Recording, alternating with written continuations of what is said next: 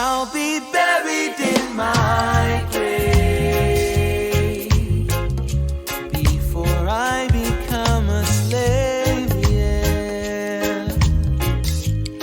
That is what I heard them say way back in the day. I'll be buried in my grave before I become a slave, yeah, yeah. But it seems like since that day, yeah, we have sorely changed.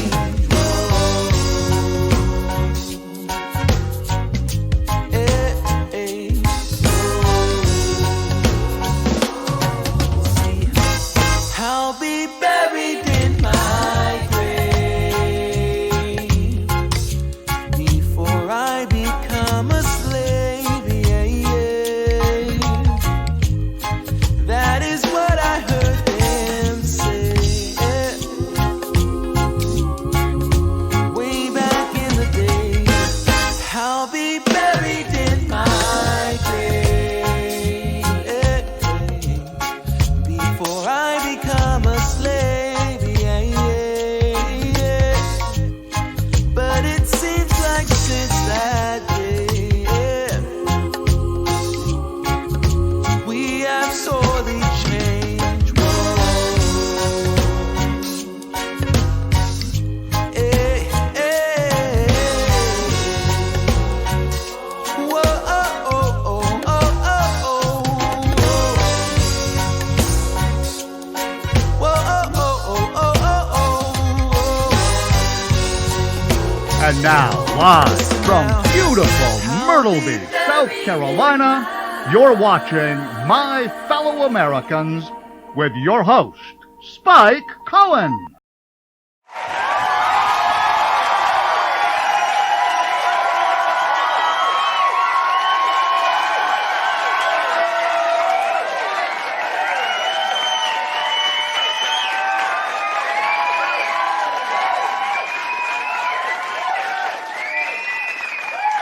No one can hear my mic.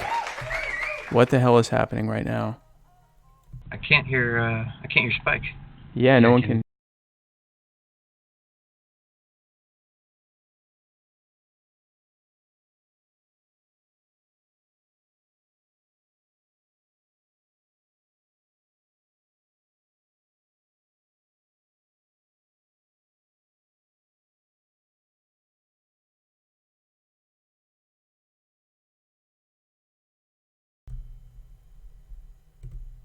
What on earth?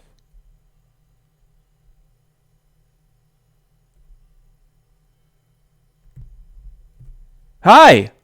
You can hear me now, right? People can hear me now. Okay, welcome to My Fellow Americans. I am literally Spike Cohen. Thank you guys so much for coming and for waiting for my mic to work. I am finally back home in America, and I'm moist. My God, it's muggy here. You can tell I'm really smart because I was hot up in Canada, and I thought, you know what'll help fix this? If I travel about 1,000 miles closer to the equator, that'll fix it. I'm a very stable genius. This is a Muddied Waters media production. Check us out on Facebook, on YouTube. We're on Instagram. Check us out on Anchor. We're on Twitter, Periscope, iTunes, Google Play, everywhere. Check us out everywhere. Like us, follow us, 5-star us, hit the bell if applicable. Anything for the follows. Don't miss a single thing from Muddy Waters.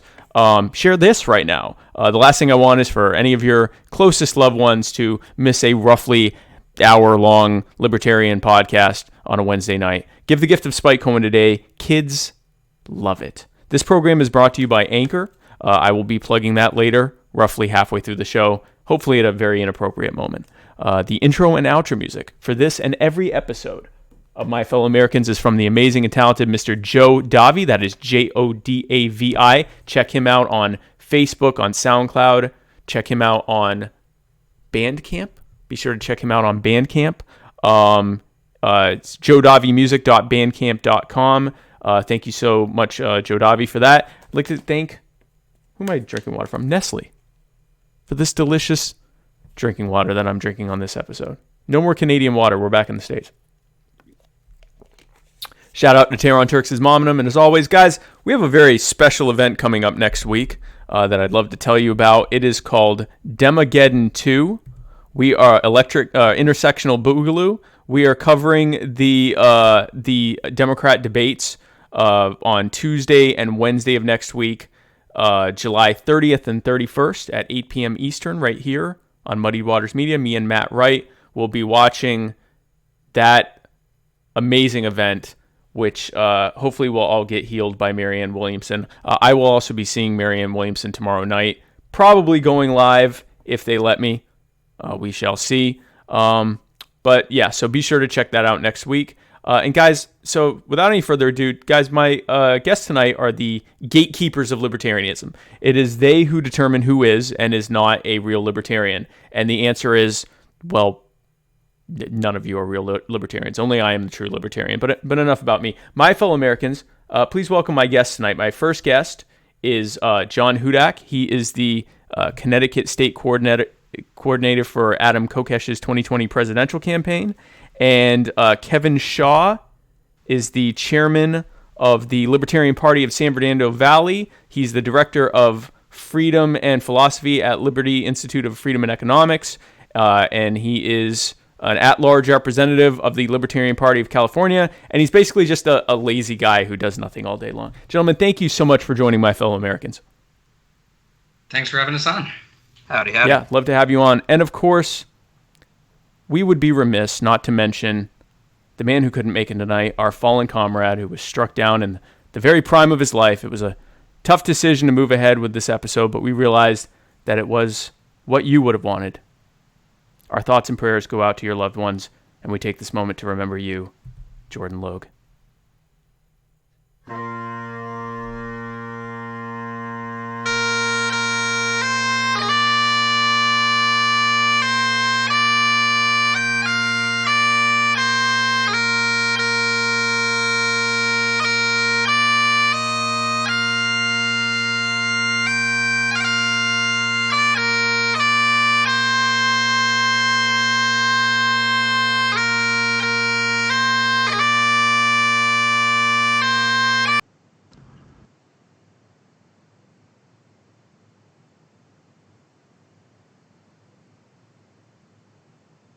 Yeah, I think he works late tonight.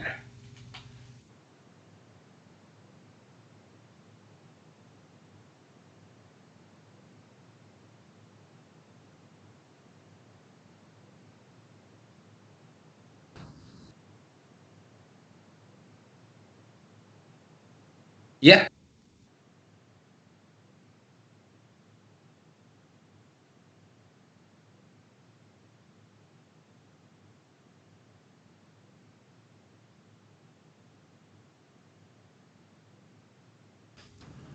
Oh snap! What you mean to ask what made me a libertarian? I suppose I was always I was always a libertarian. It slowly took a while for me to become an anarchist. I had this faith in the state up until the last moment that somehow the right people could get elected and good things could get done. And I maintained that optimism late into my 20s until finally I realized it just wasn't happening. And now no government at all. Very good stuff. And John, same for you? I mean, I actually used to be a neocon years ago. I was a big Republican growing up. 2008, I felt kind of disillusioned. I mean, I saw Ron Paul in the debates, but I thought he was kind of crazy at the time. But then after that election, I kind of looked into it a little bit more, and I was like, oh, maybe this guy actually knows what he's talking about. And then kind of gradual, I became an ANCAP by about 2011. Yeah, that's kind of my timeline too, and you're way younger than me, so you're ahead of me.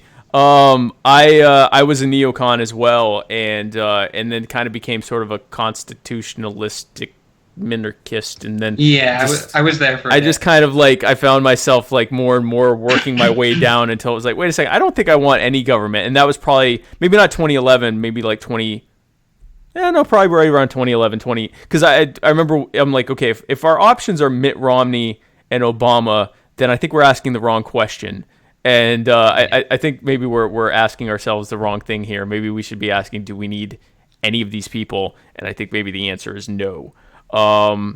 So then you did that, and now, so did you two start libertarians or Fakertarians? I'm realizing now that I don't know the history of Fakertarians. How did that start? So I guess I'll take this one because I've been here since the beginning. Okay. It's actually a pretty crazy story because it's who you wouldn't expect started it with me. Matt Kay, when he was still in NCAP. Really? Yeah, he actually he was mad at Liberty Hangout one day, and he made a page. I think it was called "Liberty Hangout is a Cancer to Liberty" or something like that. Right. And I had been getting in a lot of arguments with the Liberty Hangout people over the past few months because I wrote an article where I kind of called out Justin Maldo like maybe 3 months before that. So that was like, I think we started June 2017. Okay. So I saw the page was made. I started sending them screenshots of Liberty Hangout stuff. So we just started posting them on the page and being like, hey, look at this dumb stuff they said. And we brought a few people on. Joshua Smith was part of it.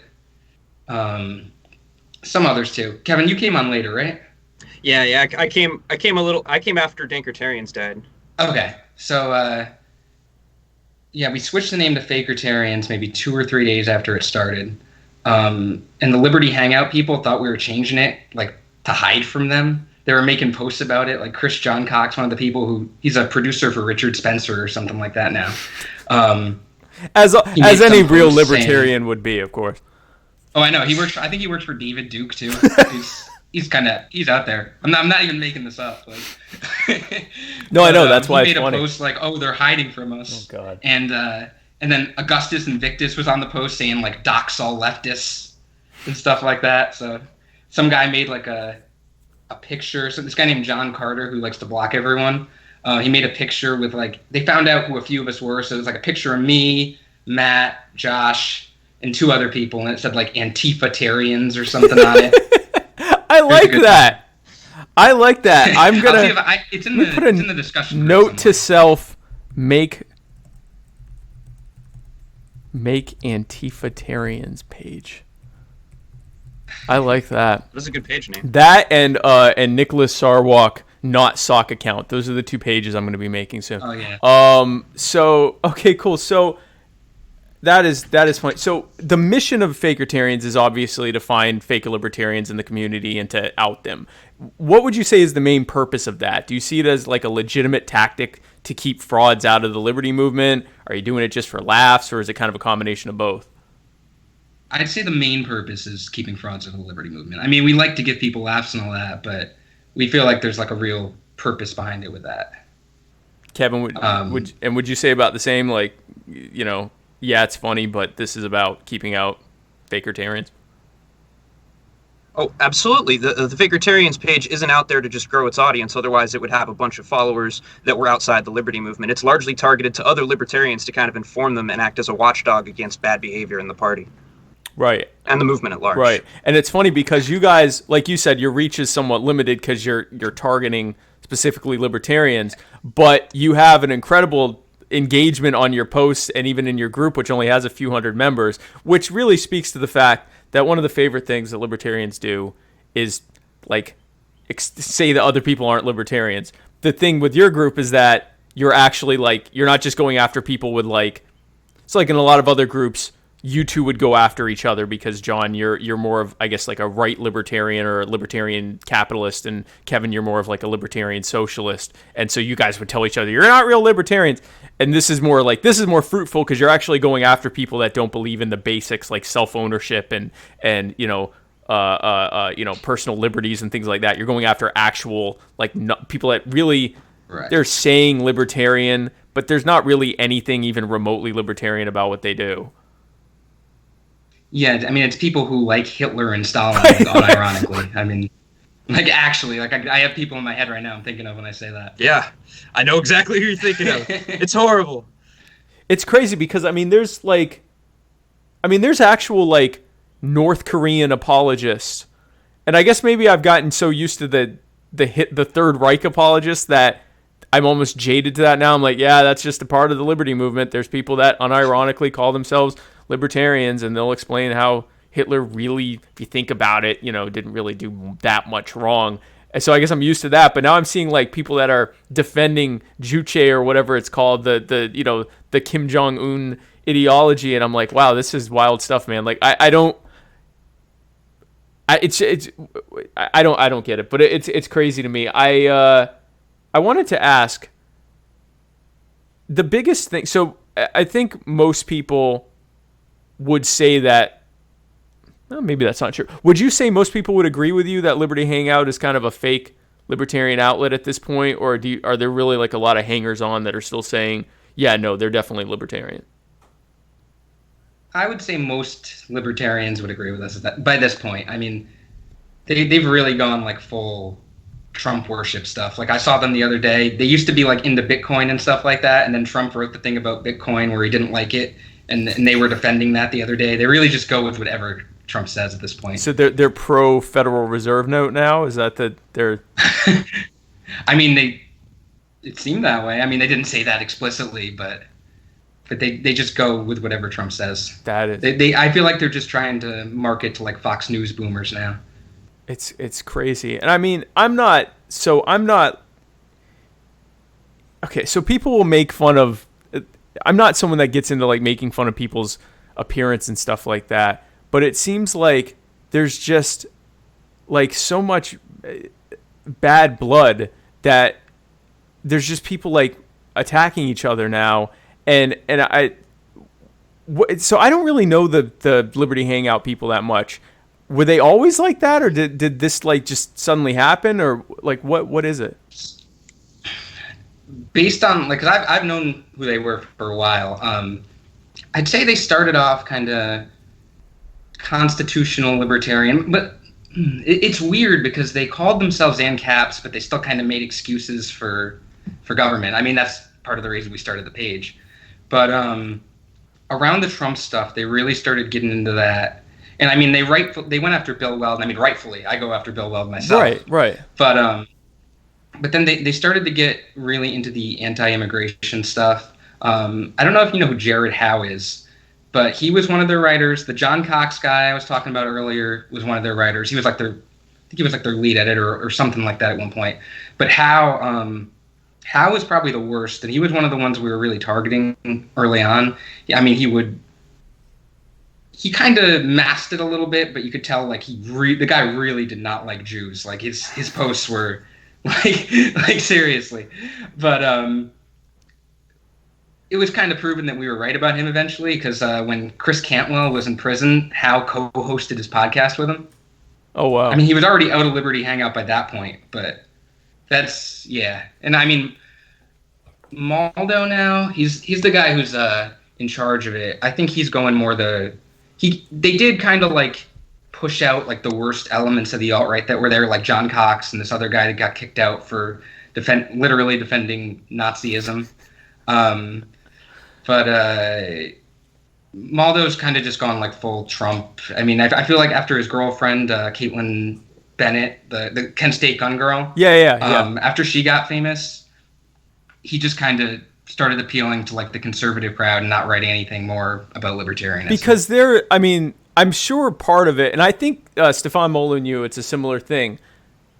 Oh, yeah. If I can just see and I don't have nearly the reach, but I can see like on our page and on just my personal profile, if I put something out that's like this kind of, more principled liberty stance, or getting into, philosophical stuff about propertarianism or things like that, it gets some engagement and some discussion or whatever. If I put something that, makes fun of the left, huge engagement, right? Like just, through the roof. Or if I even put up something that makes fun of the right, I'll get slightly less engagement, but still big engagement. Like and so we found that like we do this mix of, trigger the left, trigger the right, and then actually put something libertarian in there. Because when we were just trying to be like just doing nothing but, pushing libertarian orthodoxy, I guess for lack of a better word, it wasn't getting the engagement. I'm sure if you're on Twitter and, you just put up like, hey, commies, come and take my guns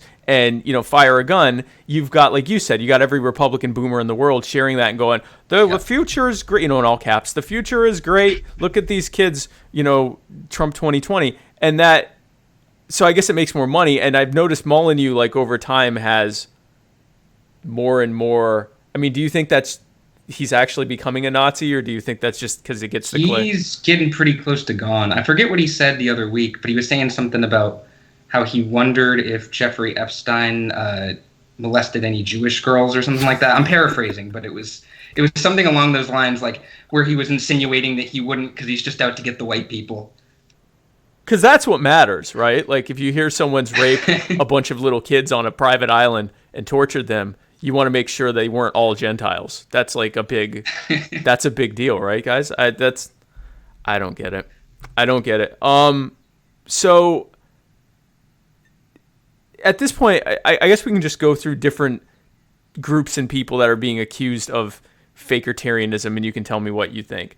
The first one being the one that I get the most pushback on if we share something from them or tag one of their members or whatever, and you even saw it in my, just God forbid I put up a cover photo of my next episode, is the Libertarian Party Mises Caucus.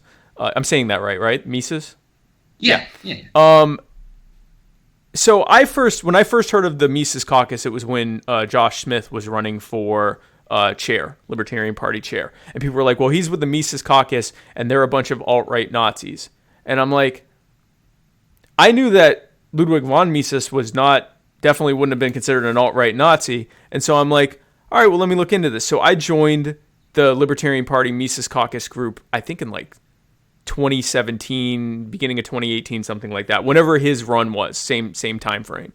And because I tend to join groups when I think that they might potentially pose an existential threat to me. So I'm in a bunch of different like groups that I'm not sure why they'd let someone with a last name Cohen in. But I've been on the Libertarian, the Mises Caucus group since whenever it was, 2017, 2018. I've not really seen alt-right stuff. I've seen some people that defend immigration controls, and I've seen some people that maybe defend this or that, but I'm not seeing this, like, I'm certainly not seeing alt-right, and I'm not even seeing, like, a lot of times the immigration stuff is more like economic things than like we have to preserve our people or culture or whatever. Why would you say? And I'd like to get both of your points of view, because John, you're a member, and Kevin, you're not. Why there's this, like, why that reputation came from, where it even came from? I guess I'll take that first. So I joined the group when it first started, just to see what was going on in there, because I actually, like, for running Fakertarians and all that, I was like, oh, I wonder if there's going to be some alt-righters in here, like, right, maybe some screenshots or something like that. But I kind of realized early on that some alt-righters did join at first, because they probably thought the same thing, like, oh, this is a place for me. Right. But I looked at the leadership, and I was like, these aren't alt-right people. Right. Like, these are people that I see liking my Fakertarians posts about attacking the alt-right. Like, I don't know why they get those accusations. I mean, it may be there's a few bad apples here and there, but I mean, they actually made me a moderator of the group. Right. And I go through some of the requests sometimes, and if I see, like, oh, it's like an obvious alt-righter, I'll just decline it. Or I've had, like, people that I've gotten kicked out of the group before because it's really not what they're about. I mean, there was a poll in the group maybe like a year ago that was like overwhelmingly in favor of abolishing ICE. Yeah, that's what I mean. Yeah. And Josh is just an open borders guy. Like, the announcement he just put out right now was talking about like the camps and stuff like that, and how terrible they are, and how what was it? Blaming Biden for deportations and stuff like that. So I mean, I feel like some of it is just pushed back against because I mean, I'd say it's mostly anarchists. A lot of like Austrian economics, Rothbardian types are in the group, and I feel like a lot of the pragmatist types just really aren't a fan of that. That's a good point. Kevin, do you think the same thing, or you have a different perspective on that? Not at all. No, I mean, with respect to everybody involved, no, I mean, I can tell you a little bit about where Mises Caucus gets some of its reputation, and this is somewhat the problem with politics in general. Lining yourself up with a group always gets you painted with the worst behaviors of the people in that group. I think largely because of entities like Liberty Hangout, you get a sort of element in the Libertarian Party that's going to gravitate to whatever they perceive is the right. Where's the right? That's where I'm going. Right. And so the Mises Caucus, through no fault of their own, kind of got some really shitty characters, man. They got some very outwardly fascist Nazi sort of characters, and that's where it got its reputation. Now, and I'm not saying they deserve it, because there's a lot of people in this group who I respect. John Hudak, Joshua Smith. There's people in there who do charity work. I mean, I love a lot of members of the Mises Caucus, and I think where it's due, they've done a really good job of holding their members accountable and kicking people out who don't adhere to their values. And I'm a member of a caucus. I'm a member of the Libertarian Socialist Caucus, which also has some characters who outwardly speak in a way I don't think represents libertarian values. And it's groups like Fakertarians that have to hold both the left and the right accountable for those things. But so yeah, Mises Caucus is largely a good organization, I'd say, but they have a battle with infiltration, people who aren't necessarily libertarians using their flag. People that are, okay, well, this represents, for lack of a better word, the right part. Well, the camera's the wrong way. The right part of right libertarianism, right-wing libertarianism. This must be a home for me. But I mean, like I said, like John said, anytime there's discussion about immigration in that group, there's maybe I haven't done any kind of scientific polling, but I'd say about 2/3 to 3/4 of the people are abolish ICE, open borders, privatized borders, whatever, end government control of immigration. And then you'll have that other third quarter, whatever, that are saying, well, we need some controls. But again, it's usually like economic arguments. I don't believe, and maybe I'm not remembering, but if it did happen, it wasn't often someone that was just straight out like, no, we need to stop immigration or, slow it because of our culture. And, these are people that can't, we can't have a libertarian society with, brown people or, whatever the alt-right talking points about supposed libertarianism are. So, Kevin, you think it's more that there are just some crappy people that gravitate towards that, and that kind of gives the broader, it kind of tars the whole thing, like you said, similar to what happens in like the Socialist Caucus? Yeah, there's an overlap in the economic interests of white nationalists and ANCAPs. That doesn't mean all ANCAPs are white nationalists. It means that they might share some common principles. And for that reason, we have to be careful in painting with the broad brush. A lot of my comrades think that, the Mises Caucus is evil. It's the alt-right pipeline. I'm not convinced of that, because I've seen a lot of good souls in there. And so I view them as kind of our counterpart, our ANCAP counterpart in the libertarian movement. That's interesting. Now, you said that some of the goals of white nationalists and ANCAPs overlap. Can you give a couple examples of that? Well, ANCAPs are notorious defenders of free speech, which is a good thing and a bad thing. That means that often they find themselves defending bad characters. There's the belief in the freedom to segregate, which is very unpopular with folks like myself and my comrades on the left, like ANCAPs. Of course, it's ideologically sound to say I respect an individual's right to self-segregate and even go form like a white nationalist covenant community, so to speak. Okay. But yeah. That's not a popular idea among my friends on the left, and rightfully so. I don't think that's going to get society where it needs to go. But so I mean, and that's why you kind of just because people will defend ideas which lead to awful things, sometimes you get this feeling that they're all bad people. Fair enough. Yeah, I mean, John, you probably agree with me on this, that I support someone's freedom to be a racist asshole. And actually, I'd rather know that they are. I don't want them to my wife's black. I don't want, if I go into a place and that person doesn't like the fact that we're in an interracial relationship and I'm Jewish or whatever thing they don't like about me, I'd rather they say, no, sorry, we don't want to serve your kind here. So I can go, okay, I'll never give you a penny again. And I'll let others know that too, so that you can, rely entirely on people that agree with that to keep your business afloat. And if you can, good for you. But if not, the rest of us are going to find people that are okay with, not all of us looking a certain way. Right. That's. Yeah, absolutely. They have the freedom to do it, but I want to call them out for it. I have the freedom to call them out for it too. And to add to that, Hudak's correct. And to add to that, those people aren't libertarians. You have every right to be a racist asshole, but don't do it under my banner. Don't come to my party acting like a segregationist and tell me that you're doing so in the name of libertarianism. It's not libertarian. Yeah, it's I've heard it referred to as thin libertarianism. I think it's hard to argue your it's hard to argue you're a libertarian, but also like you want people of certain colors to stay away. Like isn't racism the worst form of collectivism, to deny the individual his cognitive ability, his personal achievements, and to color him only with his ancestry, to color him only with his genealogy? Like, I think that's the worst form of collectivism and a full denial of libertarian philosophy. Yeah, and of all people who said, the first time I actually heard that said about racism being the worst form of collectivism, ironically, is Ron Paul, who I am often told is the emperor of the libertarian to alt-right pipeline for some reason. But yeah, no, I agree with you 100% on that. And I have no segue for this. I'm going to plug this because, like I said, inappropriate moment. Anchor is the easiest way to make a podcast. Guys, if you're looking to make a podcast, they give you everything you need in one place for free, which you can use right from your phone or computer. They have creation tools that allow you to record and edit your podcast so it sounds great. They'll distribute your podcast for you so it can be heard everywhere, including Spotify, Apple Podcasts, Google Podcasts, and many more. And you can easily make money from your podcast with no minimum listenership. Be sure to download the Anchor app or go to anchor.fm to get started if you want to make a podcast. We actually use that, and it works very well. So now that my plug is done. Now, okay, so we've got the Mises Caucus. We're kind of, I guess, on the same page with that. There are definitely Fakertarians on the left that we talked about earlier.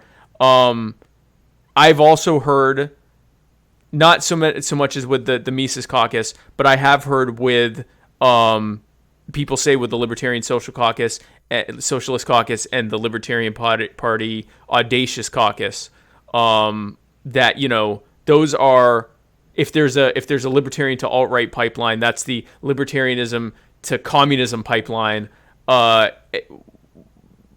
Kevin, you're actually in the Socialist Caucus. I'm not in any Socialist Caucus groups, but I think I am in the Audacious Caucus group. And I have, again, same thing as with the Mises Caucus. I haven't seen a lot of like communism. I've seen a lot of concepts of libertarianism that I personally don't agree with, like ideas about ownership of land and things like that I don't agree with. But it's not so far as for me to say that's not libertarianism, and it certainly isn't far enough for me to say like, oh, that's, you know, they're communists. They want to, you know, collectivize my property. But do you think that that's kind of a similar thing as the Mises Caucus, where there are just bad characters that give it a bad name? Absolutely. The worst people to come to our movement were also, unfortunately, the loudest. And but over time, we've come to hold them accountable as well. What makes me sad is the story of the LibSoc Caucus is, again, the story of the worst of us. It's the story of the assholes. But what you don't see is the really good stuff that they're doing. I've seen a very small group with far less resources than Mises undertake cross-state efforts to help people, to do mutual aid, to actually demonstrate the value of our philosophy. Right. There's a lot of really good cats in the LibSoc Caucus, and I think there's a lot of good potential there to bring decent lefties out there in the mainstream political movement closer to libertarianism. So no, I think they're good people, and I think they're valuable to the party. Yeah, John, and I'd assume you kind of think the same, or you have a different perspective on that. I mean, yeah, they're good. There's some good people in there, and then there are the assholes that kind of ruin it for the rest of them. Right. I mean, if it's just the people that are just like, okay, like, I want to have my own commune or something like that. Like that's totally fine. Right. I mean, I wouldn't do it myself, but who am I to tell him how to live? Yeah. But like with the Matt K types, I mean, he's actually gone now. Yeah, because he's not even. But, he doesn't even claim to be a libertarian anymore, right? Like he's gone. He's a full-on communist at this point. Yeah, but I mean, he was doing the whole like thing about killing landlords and stuff like that. Like, yeah, he's actually one of those North Korean like support types that you were talking about. Yeah. Like anything that's bad about Stalin in North Korea is just propaganda. That's like his viewpoint. Yeah, no, the kulaks deserved it. Yeah, no, it's, and then there's the Benjamin Drake or something like that. Oh yeah. I think they're friends. I know that the federal government, the U.S. government, does propaganda about other countries. I get it. Like, but I don't think you can objectively look at North Korea and go, yes, that's something I'm going to defend today. I don't know. I mean, Kevin, you're a socialist. Is that's not your socialist dream, right? Like that's I have no intention of taking your toothbrush, friend. No. Which, I mean, North it's, Korea's taking people's toothbrushes. Like, that's... Well, yeah, you should see the sort of fighting that goes on behind the scenes behind closed doors with us. It drives us nuts. Yeah. We're anarchists. We don't favor using the state to take anybody's anything. We favor the abolition of the state, and maybe a somewhat unorthodox economic arrangement, but it tends to be bottom up. We want to organize workers. We want to see that wealth is distributed equitably. We want to see that people see the fruits of their labor. Okay, like labor should own itself. It shouldn't be that somebody gains 70% of what you produce. That doesn't mean we have to take anything from you. It means we can demonstrate. You already see businesses starting up all over the place that organize along these philosophies. Exactly. So Right. Yeah. we're voluntarists. That's why I think there's a lot of potential for friendship with ANCAPs. There's so many people in the ANCAP side who say there's no such thing as a libsoc. They don't exist. And libsocs are likewise, all ANCAPs are authoritarians. They're just talking past each other, but the truth is both of us want the state gone. Both of us want to experiment with our own economic model. So why not help each other achieve that and leave each other to our own devices? Isn't that the most libertarian thing to do? Right. And this was something, so I used to be one of those people who would say, there's no such thing as a libsoc. And I thought, you know what, don't do this, because you used to be a Republican that used to say, there's no such thing as a good Democrat.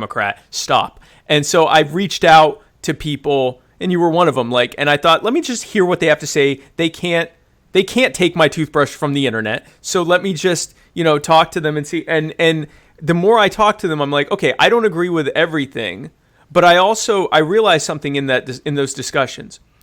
We have a federal government that is growing by leaps and bounds, murdering people around the world, murdering people here, putting people in cages. Our government is growing, not exponentially, but it seems like exponentially. It's just steadily growing.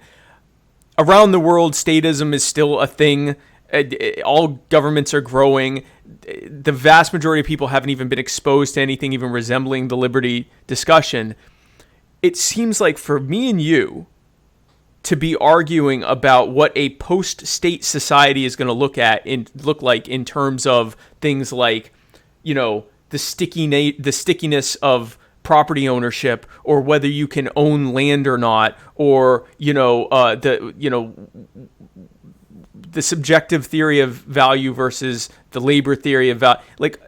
These are good discussions to have, but it seems like if we agree on the vast majority of it at a time when we are completely losing on all fronts in terms of anyone of libertarianism actually happening anywhere, why would we not focus on, like you said, actually doing things and demonstrating the answer to that question without government who would do X and say, well, the answer is us, we'll do those things. Why would we not focus on that and then worry about what that post-state economy is going to look like later, right? Why would we continue that?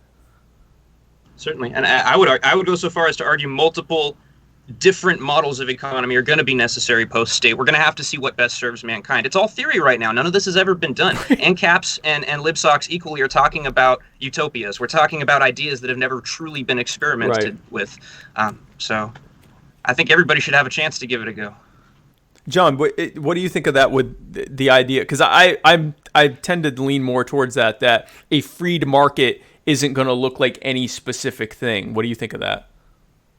Yeah, there's definitely going to be pockets of different things. I mean, as long as the ANSOC or ANCOM commune leaves the rest of us alone, I'm fine with it. But if they're breaking into my house or saying I can't rent something or killing me if I'm a landlord, that's when I have the issue. But leave you alone. Where are you going to get all your music and your art, bro? You need us. That was the other thing. So one thing that appealed to me with libsocs was that I see talk about charity and things like that across the libertarian spectrum. That's a big part of what we're saying, is that charity is going to, take care of a lot of the problems that we worry about post-government. Charity and mutual aid and people helping each other and so forth. It seems to me that libertarian socialists, their primary concern is the poor and the least off among us. That seems to be their first, second, and third concerns. And I have a respect for that, because as someone who, former business owner, avid capitalist, I'm very much that's a place that only until recently that wasn't where my head was. And seeing people that are there, to answer the question, without government, who's going to take care of the poor? The answer to that is people who are primarily concerned about the poor are going to be taking care of the poor. And so, yeah, I do think we need people who think that way, that their biggest concern isn't necessarily, how prosperous, you can get, as much as that bottom rung, how well they're taken care of. But anyway, that's just my personal opinion. No, you're absolutely right. That is your perception is correct. We do very much care for those who are not cared for. We care for those who fall through the cracks. I myself spent a good portion of my life homeless, and the government didn't do anything to help me. And voting for minimum wage increases didn't do anything to help me. And I'll tell you, I recognize that nobody's going to do something if I don't do something, and that's why I'm in this party, and that's why I'm in activism. My comrades on the left, likewise, they recognize that the government is not the vehicle for achieving what we want. They're not going to help poor people. If we want to do something, we have to take action ourselves, which I think is a common principle with my friends on the right. Right. Yeah. Exactly. So we have so many comments. I don't even know where to start.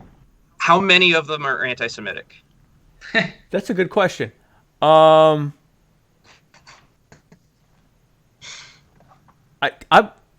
Surprisingly, none yet. Wow. I see one from Dan Posner, my comrade, and you know what? He's correcting me. Libsoc societies most certainly exist. I can only assume he's talking about the Zapatistas, perhaps, which, yeah, that's true. They are kind of a Libsoc society, so he's right. There are experiments going, but they're constantly defending themselves from governments. So. Right. Yeah, no anti-Semitism here. That is wow. That's a first, possibly. So one thing I wanted to talk about, and I have intentionally stayed away from this because it looked like a gigantic dumpster fire that people were pouring every kind of flammable liquid on it, and rocket propellant and everything else. And so now I'm going to go live and talk about it because that's probably the best way to deal with it. And you guys have touched on it. Benjamin Letter. I don't know how to. I think it's Letter. Yeah. That's how I saw it, but I could be wrong. What the hell is that all about? I mean, what's actually interesting is that I didn't really do much work on that whole investigation, and Kevin didn't either, because I'd say we have like 6 or 7 active admins on the page. Some of them kind of stay behind the scenes, right? But I mean, we've had sources and stuff like that have kind of provided us with some stuff, some of the recordings that you might have heard. Yeah, but yeah, the guys, I don't know. I mean, it's not even like. Even if someone was making up a story about him or something like that, like these are the guy's own words. I mean, it's screenshots of his posts, it's recordings of his calls, or I don't know if it was a call or what it was, but it was recordings of him. And I mean, he's talking about like bodies and trash bags on the street on election night. And I mean, it's weird. Like he doesn't deny it. He kind of acts like he's joking sometimes. And then he was saying something about how one of the recordings was under duress, but he said he was joking about it before. So I don't know. I don't know, man. Like someone was forcing him to say those things? He didn't elaborate. This was just an excuse he used after Josh brought the motion to censor him. Censure, sorry. People get that one mixed up. For being heinous. For being heinous, that's wonderful. So, yo, dude, I'm one of the lefties that he intends to bag up and put on the corner apparently, and I think that this is one of those situations where, look, the Libertarian Party pretty much stood up loudly and said they weren't having what Matt Kay was doing, and I appreciate that. Now it's time to do it again. If somebody's going to call for violence, like when he called the Black Bloc, he was going to call for violence at the convention. Nobody was having that. They thought that wasn't very libertarian. Why then do we allow literal threats of death to a pretty small minority in the party? Let's be real. That's not called for. Yeah, the guy talked about beating up anti-war activists too. That was one of the recordings. There was something about like those Tulsi supporting gay slurs. We'll beat them up, or it was. I'm paraphrasing, but there was something about violence against anti-war activists. Yeah. And I know some of those Tulsi supporting anti-war activists, and they're good ass people. And you'll have to fucking come through me. You want to bag up some bodies, piece of shit. Fuck that, man. Don't let this guy run for president. Yeah, that's what I was gonna say. He's running for president. Like that, I know. Which I mean, I'm not an odds handicapper, but probably not the best odds of winning the presidency. Probably. The guy's going to get like 3 votes in the primary, or at convention or something like that. But still, like, what if he goes on CNN as like a Libertarian Party candidate or something like that? I mean, that would not look good. That would definitely buttress the common. So when I tell people I'm a Libertarian, I get one of 3 responses. The vast majority of the time, I get like, "Oh, you guys are kind of like Republicans, but you like weed," and I'm like, "Not even remotely, but okay." And then some people will be like, "Oh, you're the people who, they'll say like, oh, you're Democrats who like guns, or you're those like crazy people who want everyone to be, on the streets or whatever." But like for the most part, people are like, "Oh yeah, you're like Republicans, but you like weed." And I'm like, "Oh, how could you ever think that? Maybe it's because we keep running Republicans who like weed for president." So now you got a guy who's gonna kill anti-war activists, and I have not really engaged it, but what little I've just kind of seen on my feed has looked like a really angry Trump supporter. I don't know that, I'm not saying he's a Trump supporter, but like those are the words that I see from like really, really angry Republicans. Yeah, it's hard to pin down his views sometimes. I've seen some stuff like you kind of got to look at the people he attacks to kind of figure out what his views are. I know he attacks people who are like he views as overly anti-war. And he definitely attacks open borders people a lot. I don't know what he said specifically on Trump. If that comment he had about blowing up all the conventions, it included the RNC. So I don't know if he's a huge Trump fan there. Right. Yeah. No, and I wasn't saying he was, but I'm just saying like some of the rhetoric is like it sounds like when a boomer snaps and forgets that the internet is forever. And that, now your grandkids are going to see you, saying this, and they'll be like, "We need a revolution and kill all the hippies," or whatever. Yeah, I don't get it. I saw he was running for president. I saw he was threatening, and then I saw like something about domestic abuse, and it was enough where I was like, yeah, I'm going to not really delve into this. But he's like Kevin, like you said, he's personally attacked people, and like he's been like. I know Desiree Lindsay was someone that he was going after like really hard and like threatening her and her husband. And does anyone know what is the status of like actually having him removed from the party or censured or whatever? I do not believe the motion passed. No, the national motion failed pretty handily. It really didn't have that much support, which was kind of a bummer. I do think the Texas party is working on something. I don't have details there.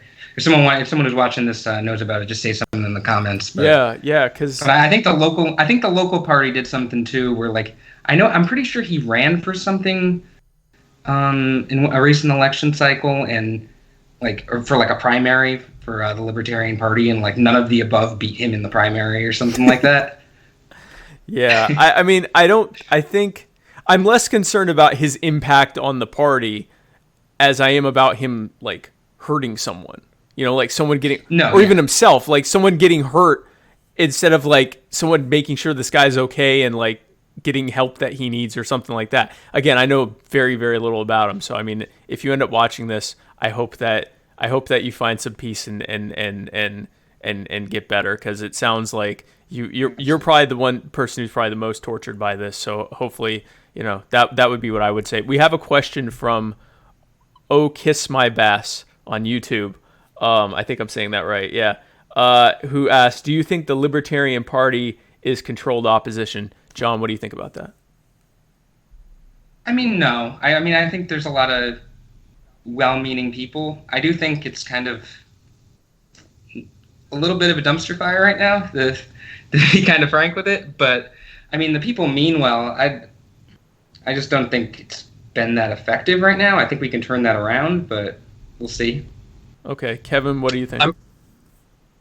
I'm proud of the party. I'm proud of the things it's accomplished, and I think the reason we see these problems is because, as we see in the Mises Caucus, as we see in the LibSaw Caucus, we allow the worst of us to speak for all of us, and because we're so libertarian, we're reluctant to take any disciplinary action. We're reluctant to do anything that repels authoritarianism, and as a result, we let these people walk all over us. We let these people fly our flags and say disdainful things, and we do nothing to stop it. And that's the problem. Once we stop that, once we stand up to the bullies in our party, once we grow a spine and say, hey, that's not libertarianism. You don't get to call that libertarianism. Get the fuck out. Once we start doing that, things are going to turn around. I'm optimistic about the trajectory, man. We got this new blood. We got all these young people moving into party leadership and taking over roles of responsibility. I think in the next 10 years, you're going to see a whole different LP, man. Yeah, I think it's an interesting paradox in libertarianism that because we tend to be like, okay, well, do your thing, man. It lets in people who will say insane things, and we kind of go, well, I respectfully disagree, but you can do your thing. But I do think that there's a line where it's like, obviously promoting direct violence against people, that's a line regardless of political ideology or whatever. If it's not defensive violence, anything other than that is, I think, unacceptable. But I think there are other lines even before that. If you're promoting, people being forced into bad situations or people being, harmed, I think that you, even economically harmed and things like that, punishment by the state and things like that, I think there's a line where you can say, yeah, you have the right to say that, but we don't want to associate with those thoughts, and if those are really what you think, we don't want to associate with you, because we're already a very small, somewhat fringe movement to begin with. If someone glances over and they're like, oh, pedophilia and Nazism and yeah, no, okay, no, never mind. Thanks though. I think that it's hurting things by doing that, right? Like, I mean, that's not a good look. Totally. So I have a question about why you guys think the liberty movement isn't more popular. Like, why is it almost depressingly unpopular? Like, why is it that obviously some of it is government control of the narrative through public education and government adjacent major media and things like that, but like, you can get in front of someone and talk to them about your beliefs, and a lot of times they just are like, that's a bit much. Like, even if they agree with your premise, they still just kind of think it's a bit much. Is it really just that much heavily of an indoctrination thing, or is it a messaging problem on our part? I mean, I think people, they just like what they're used to. Like like you said, they've been to government schools, and if someone goes to like a Christian school, you're going to expect them to learn like what the church wants them to know. Right. And I mean, they've gone to public schools, and it's what the government wants them to know. It's an incredibly uncomfortable and counterintuitive concept that we don't need a government. I don't know what it was like for you to pry yourself from that idea, but it was not easy for me. It was painful, as I imagine it is for a lot of people coming to the party and encountering anarchists for the first time. For the entirety of recorded human history, we've had governments. We've existed with governments. And so from the moment of your birth, you existed in a world where you just understood there were government services, taxes came right out of your paycheck. You might have never had cause to question it. It's like that painful awakening from the Matrix where you wake up and you realize you're in a pod and you're like, holy shit, I'm not paying for poor people. I'm paying for war. Yeah. I'm paying for military bases around the planet. I'm paying for expensive bombs to explode cheap villages. This is not what I thought the red, white, and blue stood for. Like, so, I mean, there's a reason why this isn't a popular movement. This is a very difficult thing to wrap one's head around, and our ability to communicate it is behind the times, man. We got a good command of the philosophy, but we can't speak to people's hearts. We're so busy being right, we don't know how to be nice. We're not empathetic. This is a very interesting thing. I had Robin. Do you guys know Robin Kerner? Yeah, I don't know him personally, but I know. Yeah, okay. So Robin Kerner, for those who don't know, he helps with libertarian marketing and messaging. And one of the things he says is that because we're so philosophy driven, we often forget the empathy part of it. And, someone will come in and we were joking earlier before we started that, how quickly you can be called a bootlicker by like just having a nuanced opinion about the police, or, not, especially if you're not an anarchist, one of the three of us end up jumping down your throat because you defend, laws against meth or something like that. And to me, I think that the state is, I think most of us have learned toxic, codependent ways to interact with other people.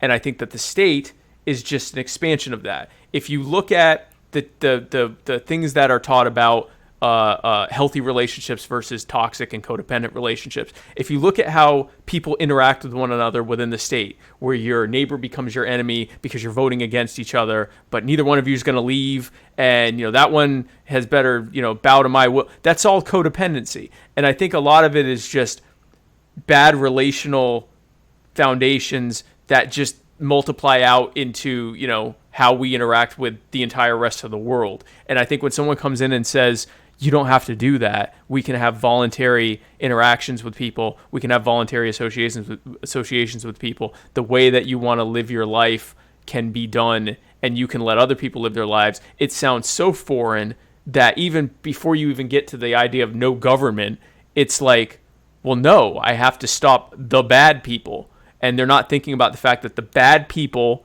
are the ones voting too, and they're in this constant fight with them. So what would you say moving forward, if you had if you could snap your fingers and Fakertarians turned into exactly what you wanted it to be, what is your goal? What are your goals moving forward with Fakertarians and with what you want to see happen in the liberty movement? Either one of you first. John first, I guess. Okay. I would. Oh, okay. Yeah, no, whichever.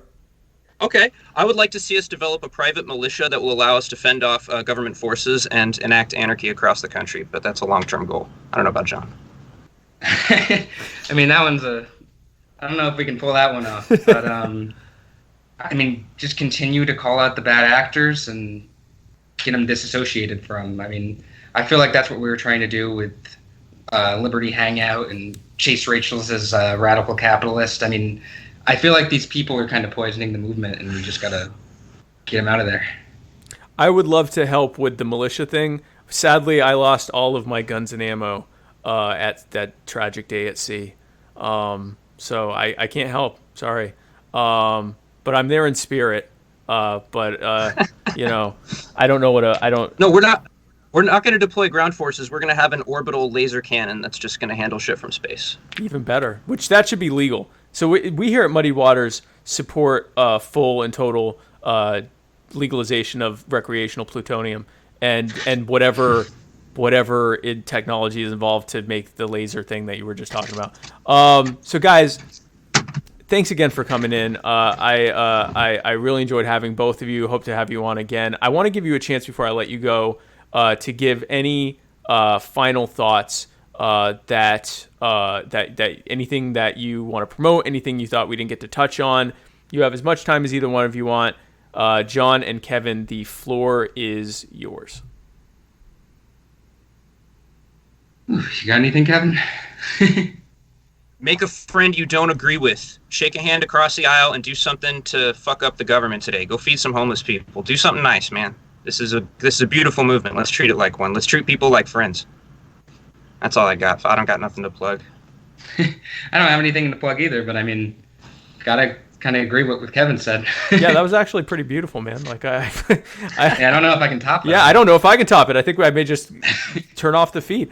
No, I agree. I think that in the last year or so, my libertarianism has looked more like Kevin said, being nice to people, talking to people, helping people, encouraging people to help others. Because it's real easy for me to say, yeah, well, without government, we'll fix everything. Like, we'll, do it. But if I'm going to look like an asshole who don't want to help anybody, how believable is that? Like, if I'm sitting here talking about screw the poor, they probably got there on their own, and, they pull themselves up by the bootstraps, but at the same time saying, without government, I'll take care of them. Well, that seems kind of specious. That sounds a little far-fetched because you were really hating on the poor. So I think that I agree. I think that if the more that we show that we're actually caring, loving people, you have Brent DeRitter who's helping people, helping set up something where the Liberty Coalition for Disaster Relief. I hope I'm saying that correctly.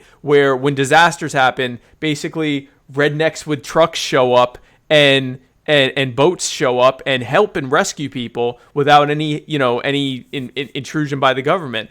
It's that kind of stuff that's going to make people say, oh wow, yeah, no, I guess we don't need government because this will happen. Dominoes, fixing potholes. Like this is the stuff that makes. So yeah, be nice to each other, guys. Again, thank you guys for coming on. If you can stick around, I want to talk to you during the outro. But guys, thank you again for tuning. Can I? Yeah, go ahead. I'd like to give one shout out because you reminded me of a great organization, actually, the Libertarian International Mutual Aid Coalition. It's like a group of anarchists ranging the economic spectrum that are working to do good things across the country. So check them out. Yeah, absolutely. Very cool. So, guys, thanks again for tuning into My Fellow Americans, or My Fellow Fakertarians, actually, was this episode. We hope that you enjoyed it. Tune in tomorrow for the Writer's Block with Matt Wright. He is interviewing just an amazing guest. I was told many times who it is, but he's great. You're going to love it. You won't believe who it's going to be. And then Friday, I don't know if Jason and his wife Kelsey are still on baby watch. She's going to burst any minute. So I don't know if he's doing his show on Friday because he seems to be prioritizing his family over the show, which, whatever, that's his thing. So we may or may not have a Shabbat episode of Mr. America, the Bearded Truth, but we shall see. Then have a great weekend. Monday, same thing. Do not know if Jason is coming back or if like this whole baby thing is going to be important to him or whatever, but we'll see. And then on Tuesday at 8 p.m., be sure to tune into the Muddy Waters of Freedom with me and Matt Wright as we parse through the week's news with the reverence and joy of a young virgin child. And I will try my best to stay awake this time. I kept falling asleep last night, and I apologize for that. But be sure to tune in for that. And then, actually, no, I'm wrong. So next Tuesday and Wednesday, Demageddon 2 Intersectional Boogaloo, which is the Democrat debates that will no doubt be dominated by one Marianne Williamson. And we will be there to live stream it and react. It's like Mystery Science Theater 3000, except the sci-fi monsters are all Democrats. So be sure to tune into that. Thank you guys again for tuning in, and God bless you.